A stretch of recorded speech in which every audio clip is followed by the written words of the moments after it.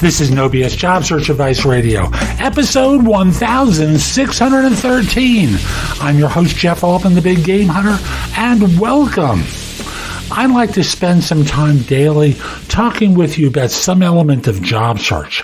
And I've been using my Sunday show in order to, well, shall we say, revisit episodes of my other podcast, Job Search Radio, which I discontinued a few months ago. And doing this, well, I'm bringing back long-form interviews that I did. This one is with Dr. Adrian McIntyre, who it was a fascinating interview about telling stories and how to construct them. Hope you find this helpful and give it a great review in Apple Podcasts, Spotify, Stitcher, iHeartRadio, wherever you listen to the show. Give it a good write-up, please. I really appreciate it. Yeah, I put a lot of time and effort, and I'm hoping to help even more people in the end of 2019 and into the new year. And right now you're listening to the number one podcast in Apple Podcasts about job search. Share it. You don't have to leave a review, although I'd like one. Share it. It's that simple. And with that, let's get going. So my guest today is Dr. Adrian McIntyre, a cultural anthropologist and business communications coach who's worked in over 30 countries. He advises and trains entrepreneurs, freelance professionals, and corporate teams on effective communication and the art of storytelling. Storytelling! It's story time, right? Oh, boy. Adrian, welcome to Job Search Radio. Great to have you with me today. Jeff, I'm excited to be here. I think we'll have some fun. I hope so, because there's nothing more fun than stories. So when I think of stories, I think about that time years ago. My son was like knee high, and it was time to go to bed, and he was bouncing off of walls. And I had to kind of slow him down a little bit and would make up a story. Now, we can't be talking about that. We have to be talking about story time and job hunting. Right. Well, it's amazing, actually. It's such a great thing you said, if you think about it. So when you needed to slow him down and get him to tune in and settle down, you told him a story. So the same thing works in business. The same thing works in interviewing. The same thing works in networking. Now, the story may not be the Three Little Pigs or Little Red Riding Hood or whatever the stories you were reading to your kids, but the same phenomenon happens. It's really quite amazing. No matter how old someone is, when their brain tunes into a story, they become as rapt as a child. In fact, and we'll get into this a little bit, the same brain chemistry is activated, and they're clinging on your every word. What happens next? Do they get away from the dragon? And when you use that technique in business, it produces amazing connections with people, which lead to results. Fabulous. So let's use the networking scenario. You raise that as a possibility. We'll get to interviewing later on. But in a networking scenario, how do you work a story in? Meeting someone for the first time or at some version of a networking event. Hi, how are you? Fine, how are you? What do you do? Right. The dreaded "what do you do" question. I mean, it's amazing. Just for a little context here, I've been saying now for a while that if you want to instantly turn the most educated, articulate, competent professional into a frightened, blubbering fool, ask them two direct questions. Who are you and what do you do? And the more creative and kind of outside the box the person is, the harder time they're going to have answering the question, the more panic you'll see in their eyes as they try. It's like, oh man, now I've got to somehow deliver this thing. So for starters, just know that everybody's doing the same thing at a networking event. People are there because they want to meet people. They want to, get leads or connections, referrals, whatever the thing is. But it's got to start with a connection first. Nothing happens in business or in life unless there's a connection first. So how you answer that question, is it matters. And, probably it's not going to work to just give a rote, practiced elevator speech, because we're all now a little, it's 2016. We've all been to those seminars or read those books, and everybody's sort of in their mind, they'll go, okay, here we go. Well, you know how X, well, I help Y to do so that they can Now, having the campaign, let's ditch the pitch. Ditch the pitch. I wanted to write an entire book at one point. I didn't do it. I probably won't. Called Never Pitch in an Elevator. Just because it's the worst possible, environment. Connect everywhere, but never pitch in an elevator. Never pitch in the first 60 seconds that you're opening your mouth to somebody. Connect. So how do you do that? Well, it sort of depends. There's a lot of different ways that you can. In fact, probably the most effective networkers are the ones that don't have a single crutch that they're clinging to with white knuckles, hoping to make it work over and over again. They're more relaxed, they're more open, and they're able to adapt what they say to the environment. Now, here's the amazing thing. What they're essentially asking you when someone says, "What do you do?" is tell me something interesting. But we don't think of it like that. We generally think of it like, how do I impress this person? How do I somehow make their eyes widen a little bit? The best way to do that is... I want them to bask in my magnificence, Adrian. I want them to bow before me. Listen, I understand. I'm a man. I want that too. But at some point, we have to, recognize that there's... So again, before I answer that, what do you do in the networking event? Let me give another little piece of context. So I want to talk for a second about the human brain, because the person you're talking to, depending on the level of alcohol that may have been consumed at this event, has a functioning brain. And it's important to know essentially how that brain works. Daniel Goleman wrote some great stuff about the brain. And actually, he's not even the one I was thinking of. Dan Siegel is the guy I want to talk to you about. Goleman was the multiple intelligence guy. Dan Siegel wrote some great books about child rearing. And he has this wonderful concept in there where he distinguishes between the upstairs brain and the downstairs brain. And what he means by that is... The part of us that we most think makes us human, this upstairs brain, is the higher order thinking, the rationality, the verbal prowess, all of the ability to produce complex, abstract ideas. That's a uniquely human phenomenon. The downstairs brain we have in common with all other mammals. It's more survival oriented. It's where the fight or flight response comes from. Now, this is a crude metaphor because brains are complex. But here's the interesting thing. So if you were to think of this like, I taught for 11 years at the University of California, Berkeley, and imagine for a second a building that has all the computer science nerds kind of upstairs in the attic and the frat party downstairs, right? The football team is downstairs. Again, unfortunate characterization. Sorry, guys. But in order to get upstairs to talk to the rational, logical brain, you've got to get through the football team. This means that you have to speak in a way that grabs people's attention, that is unique and different, that makes them stop their carousing and tune in and pay attention. In other words, it's the unique, the vivid, the compelling, something that stands out that makes people tune in. So whatever you say, it's got to start by being interesting.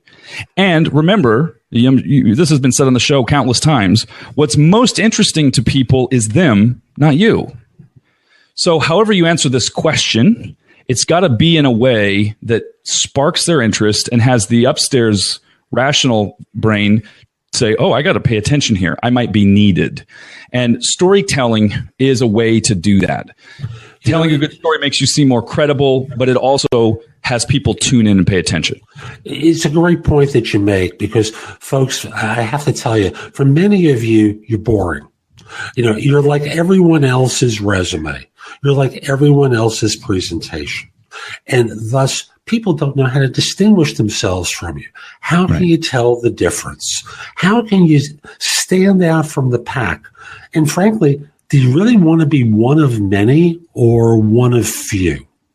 Yeah. And I think most of you want to be one of few rather than trying to be in that big lake with a million fish going, hey, over here. Well, you know what happens to the huge school of fish is that a mechanized process involving a giant net comes along and scoops everybody up. You want to stay as far away from that as possible.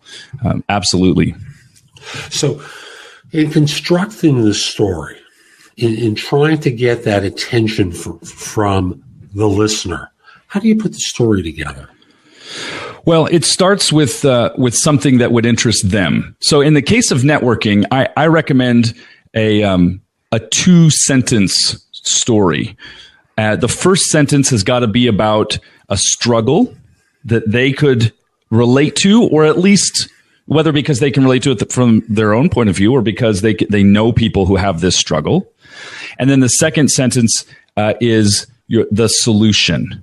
So, for example, if I were to just make something up here off the cuff about storytelling, I might say, if somebody said, "Hey, so Adrian, and what do you do?" I might say, "Well, I've observed that lots of people in business, whether it's the founder of the company, team manager, or the rank and file employees who are doing the work that makes the business money, they all struggle to achieve the level of success that they truly want, both for themselves and for the business, because they simply haven't been taught how to tell stories in a powerful, compelling way."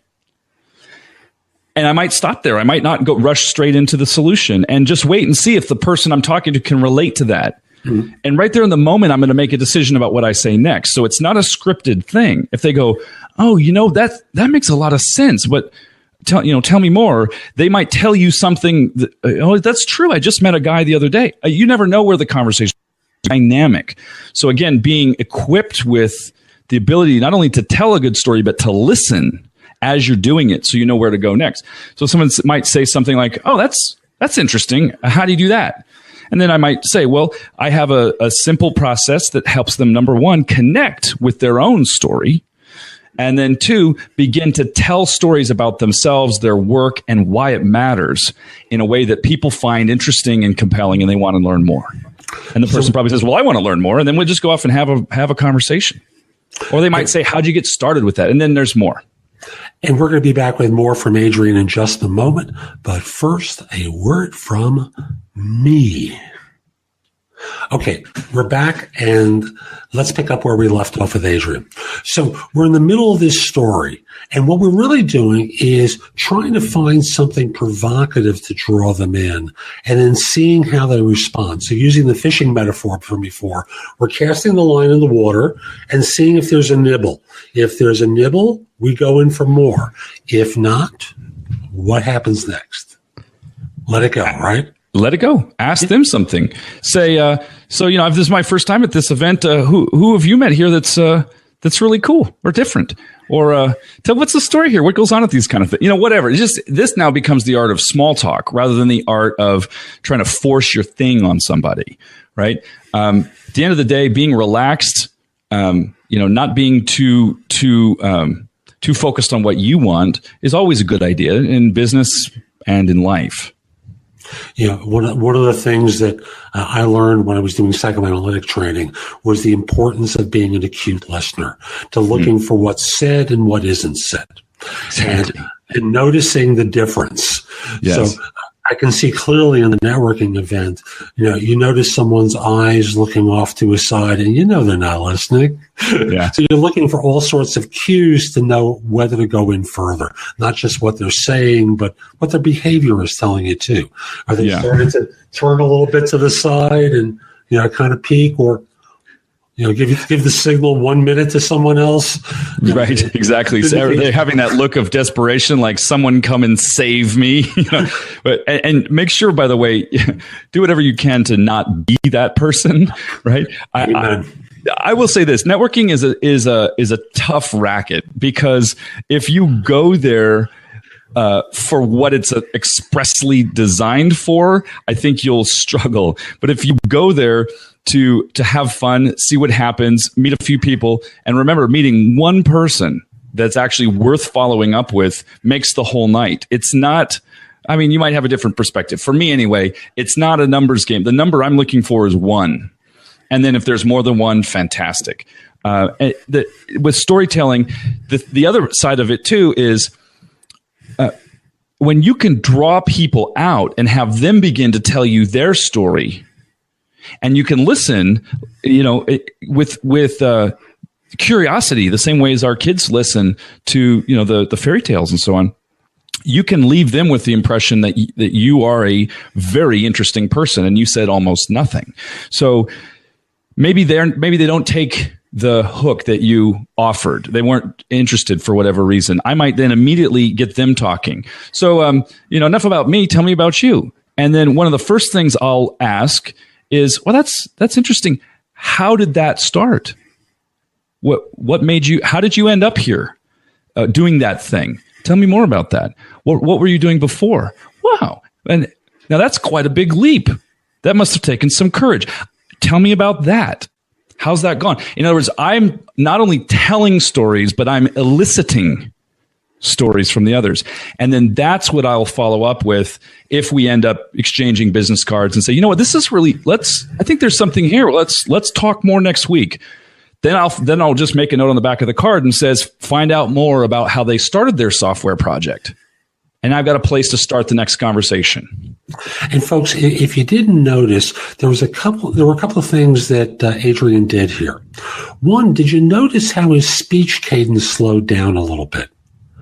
Very, very subtle. But if you notice the difference from the beginning of the show till now, there were little pauses, fractionally longer between sentences, designed to draw people in. Very clever. And I suspect that's completely unconscious at this point. It's part of your personality and makeup. Perfect. It's practiced. That's one thing I will say. Nobody's born being a great communicator. And I was fortunate to be raised by a couple of really great communicators. My mom was an educator. My dad was a professional radio broadcaster. It was a nonprofit radio station. So we were always out as a family raising money. So even as a little kid, I'd be on stage and there'd be my dad speaking, and then people would come up and meet us. We had a radio show that we produced at home, starting in 1978 when I was 5. And I know you're doing the math now, people in your minds. I'm 42, so there you can stop the math. So yeah, thank you. And it was it's something that these little habits, whether it's the cadence, as you say, or the tone. One of the things is, research shows that people who are seen to be more influential tend to speak more in lower tones. And you notice I'm doing that right now. I've just dropped my voice a little bit into a lower register. If your register may not be as low as mine, but whatever low is for you, when you talk there, you just seem more relaxed, more comfortable. When we're nervous, and if you have to do any kind of cold calling, first of all, I'm sorry. And second of all, you have to overcome the tendency to say, hi, this is Adrian McIntyre. I'm just calling today to speak with the owner. Is she available? Can I talk now? That just signals desperation, nervousness, weakness. So you can practice these things, breathing, tone, speed, and have a lot of fun with it. You're absolutely right. I don't want to ignore interviewing. Because interviewing is probably one of the best places for storytelling, and the one where most of you will be most practiced with it and have the greatest opportunities. Because I know the truth. You're not going out there and doing a lot of networking groups anymore. You'd rather stay online. Wrong behavior, but that's the reality to it. So I want to get to the interview phase with Adrian while we have him, so that this way you could be well rehearsed for that setting. So we've got the interview. Yes. And I did a show recently with someone where we came up with what I call the Italian recipe. It's PARM. Problem, action, result, metrics. A basic formula for, how you cook up, how you talk about what you've done. Now, hopefully you're going to provide the texture for the recipe. And we're not talking about TVP or whatever it is, texturized vegetable protein or something horrendous like that. Turns out that stuff is very bad for you. We want the good gravy on top. Right. So it's great. Gravy. I love that. Problem, action, results, metrics. Wonderful thing. And if you were to take that and put it into the world of story, you just need to add a few additional components. So let me give you some ingredients. Since we're cooking, let me give you some ingredients to work with. So these are there are what I might call structural ingredients. They're necessary to make the thing work, hold together. And then there's the spice. Okay, so let's start with structure first. Every story, whether it's Whether it begins once upon a time, there was a princess in a castle, or I was working at Microsoft on the quality assurance project, such and such, whatever, has to have a scene, okay? When and where. And without providing that in the beginning of your story, the listener will be a bit lost trying to locate this in time. So don't make her struggle. Just tell her, right? So when and where, that sets the scene. In 1995, I was making a move from this company to this company to work in the such and such department. If you could say something physical about the scene, that's even better. You don't have to, but it's always better. I walked in on the first day and there's a huge room with cubicles as far as you could see. Okay. Now we're both in the story as it's happening. One of the magic properties of story, by the way, is that it takes something that happened and turns it into something that's happening in the mind of the listener. So you got to have the scene, when and where. Then every good story needs characters. So that's the who. Okay. You're obviously one of them if you're telling a personal story. But all stories don't have to be a story about you. You could be telling a story about a problem. You could be telling a story about the company itself. You could be telling a story about a product. Make the company or the product or the problem a character in the story, right? You've got a lot of license to work with here. The characters have to be relatable. So if the story is a story about a problem, make that problem relatable, right? Literally just this morning, I've got a 16-month-old son named Kieran and a 3.5-year-old son named Lachlan. And both boys have been sick. They've been throwing up. They were, not feeling well. And so this morning I was sitting down holding them, one under each arm on the couch, watching a little cartoon on TV. It's this wonderful thing I had never seen before called Room on the Broom. And it's about a witch and her cat. And they keep adding more animals to the broom until there's not enough room. And at one point, a dragon enters the story. And this literally was this morning. And both boys, as soon as they saw the dragon, even the 16-month-old, who's never seen a dragon, doesn't have an elaborate mythology around dragons, just kind of went like this, tightened up, pulled back. And that's because, every good story will have a challenge or an obstacle, some threat. There's got to be something at stake. Now, so we're with ingredients. We've got our when and where, that's the scene. We've got our who, that's the characters. And then we need the what happened, that's the action, right? And it's important to remember that there's what's happening in the story in the visible world, the external struggle. The fire-breathing dragon showed up, right? Then there's what happened in the invisible world, the internal struggle, the suspense, the anxiety, what the characters are going through in the course of that action. And then, of course, that's what provides the drama in a story. The drama comes from the emotion, not from the action. That's important to remember. And when you're telling a story, you'll need to actually say what the emotion is. Now, the amazing thing is the person who's hearing it will translate your words about that emotion into the feeling, and they'll have that experience themselves. So, and I don't know if you've ever, back to the made up story, I'm jumping around a little bit here, sorry, but so I don't know if you've ever walked in on the first day of something and just felt that knot in your stomach. My heart was beating a little bit fast. My palms were sweaty, and I was really worried, am I going to be able to pull my weight around here? Everywhere I looked seemed to be people that were just desperately competent at everything. And I knew that I was good at what I'd been hired to do, but man, in this high pressure environment, I wasn't sure I was going to pull it off. You're sharing the emotion, the drama. That's what makes it real. That's what makes you real. And if you're not doing that, you're not telling a good story. Then, of course, there's the outcome, the resolution, what happened. And I want to get to that in 1 second, but I just want to check on something. And I'm pretty sure I know the answer, but do you find that there are gender differences in their ability to deliver such a story? Well, maybe as matters of habit, but certainly not as matters of biology. Now, the male brain and female brains are wired differently. In fact, there's a lot of interesting studies about that. But at the end of the day, we're talking about a shared human phenomenon. So, some persons might have developed a different skill set because of the environment, expectations, what they were told they could and couldn't do. But at the end of the day, no, I don't think there's a fundamental there's a necessary difference in terms of gendered storytelling. What did you have in mind? Well, there's the classic men are from Mars, women are from Venus. So that's the cultural stereotypes that exist in America anyway. But I find many men find it difficult to tell stories because they've been transformed from thinking, feeling beings into, I don't want to call them robotic, but I'll call them less thinking, less feeling beings. They are far more cognitively oriented. So sometimes it's harder for men to tell stories and to provide the texture that's necessary to really deliver the story well. And again, without being too stereotypical, women are more practiced. At least most of the women that I've met professionally and personally.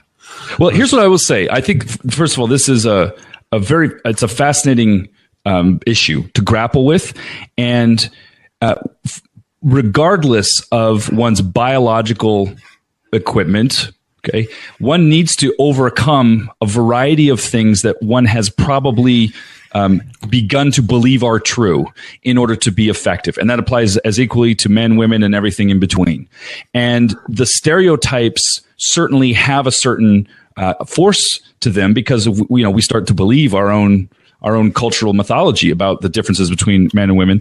It turns out men are not from Mars and women are not from Venus. They're all from planet Earth. But that's a whole other riff.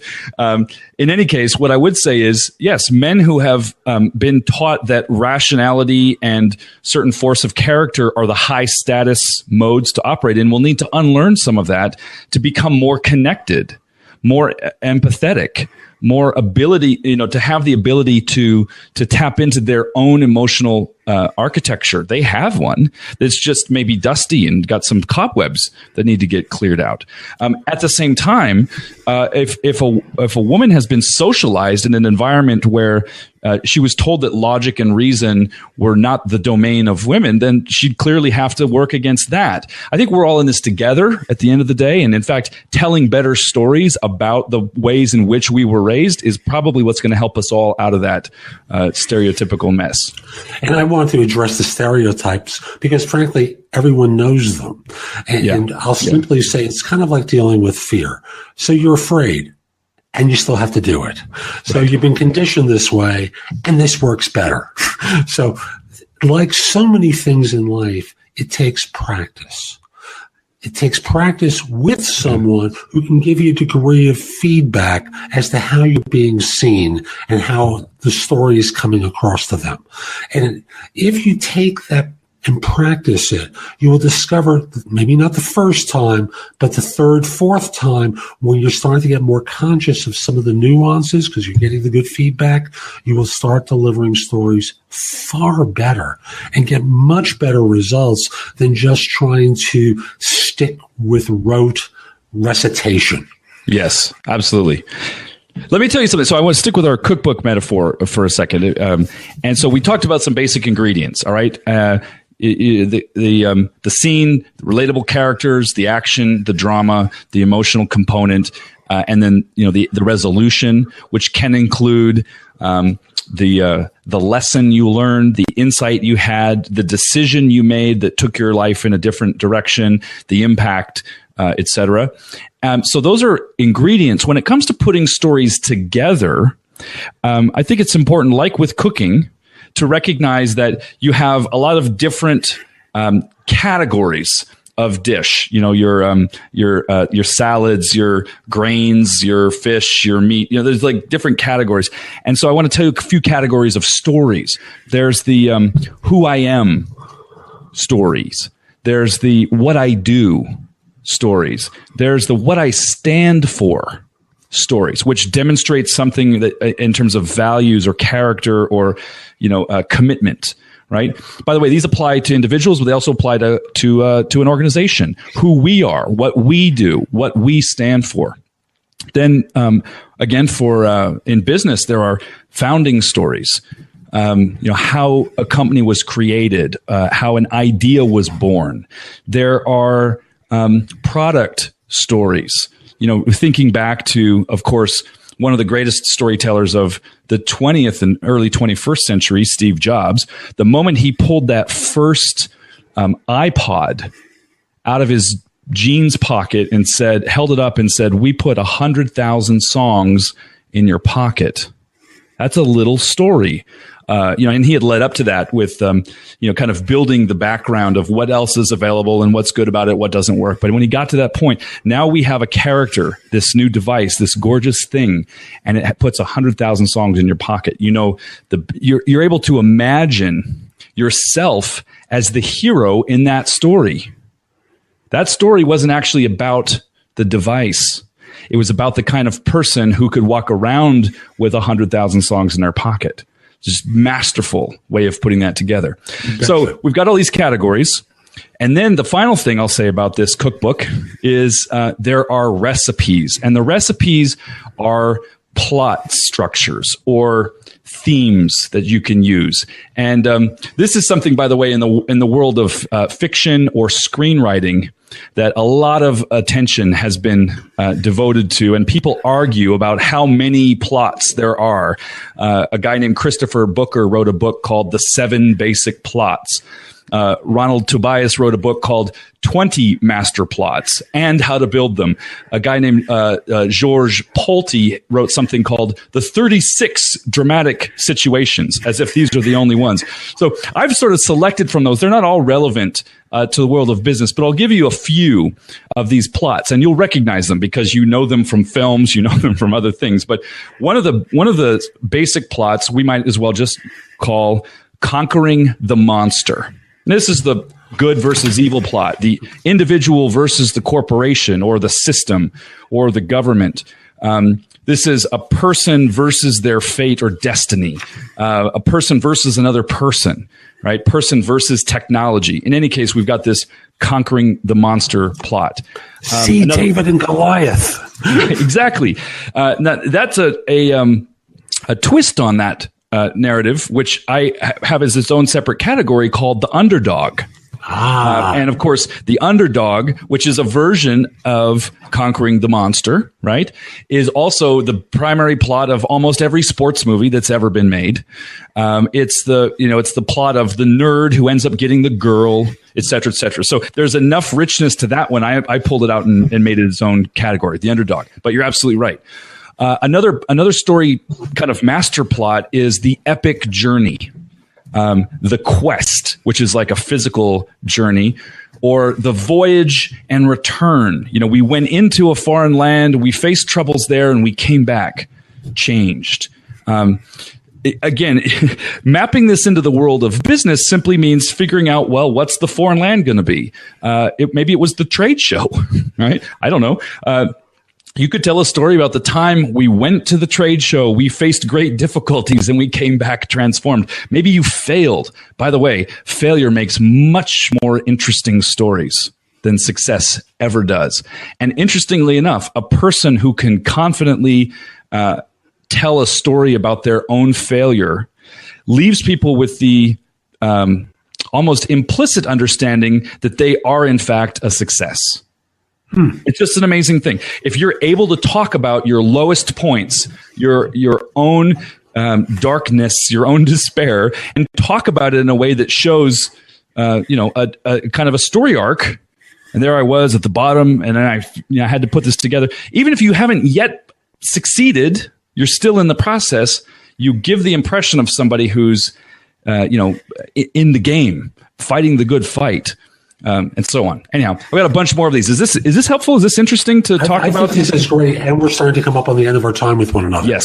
So, in the limited time that we have left, what other story categories exist?